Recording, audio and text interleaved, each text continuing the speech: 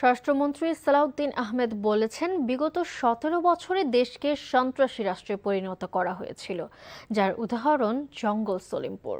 সকালে চট্টগ্রামের জঙ্গল সলিমপুর পরিদর্শনকালে সাংবাদিকদের তিনি এই কথা বলেন।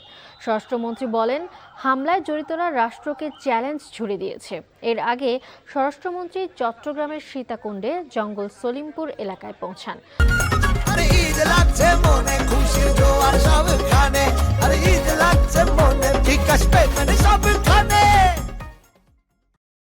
পুলিশের মহাপরিদর্শক, চট্টগ্রামের মেয়র, স্থানীয় প্রশাসনের কর্মকর্তারা এ সময় মন্ত্রীর সাথে ছিলেন। যে রাষ্ট্রের বিরুদ্ধে চ্যালেঞ্জ ঘোষণা করার মতো সন্ত্রাসীদের দুঃসাহস কিভাবে হলো?